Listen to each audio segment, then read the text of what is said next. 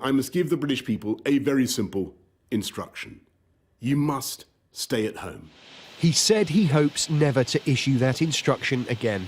But in order to avoid another full national lockdown, new national restrictions are once again being imposed in response to rising cases.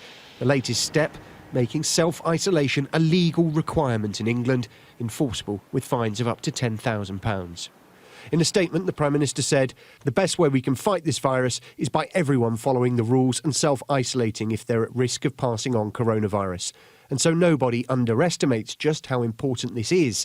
New regulations will mean you are legally obliged to do so if you have the virus or have been asked to do so by NHS Test and Trace. People who choose to ignore the rules will face significant fines." To assist those facing financial pressures, the government has also announced a self-isolation payment of £500 for those on low incomes. But some in the scientific community have warned it's not just an issue of compliance. They say more effective testing and tracing should be a priority. The question is, are we going to keep doing this and keep seeing these peaks until such point as we have a rollout of a nationwide vaccine? I hope not.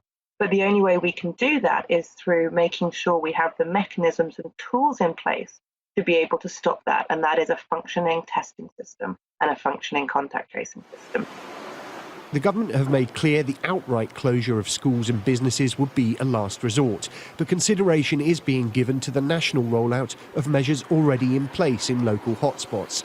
These include bans on socialising outside of your own household and restrictions on pubs and restaurants that would see them close at 10 p.m.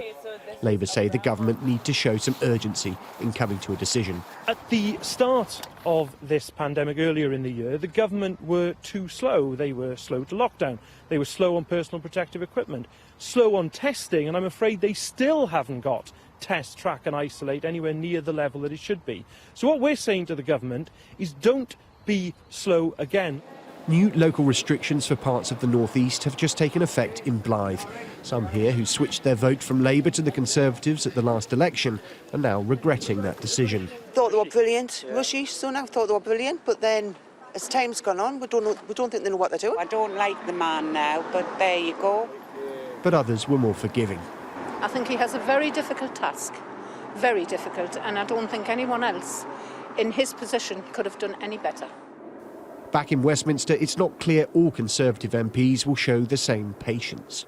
It's less than a week since the rule of 6 was introduced across the country, and the Prime Minister is already considering whether he needs to go further. But as part of that calculation, he'll be aware that there are those in his party who believe the current restrictions already go too far and are planning a potential parliamentary challenge to the existing rules in the coming days. For a Prime Minister keen to show he's guided by the science, that will further complicate his options. Doing too little or too much could both come at a considerable cost. Tom Rayner, Sky News, Westminster.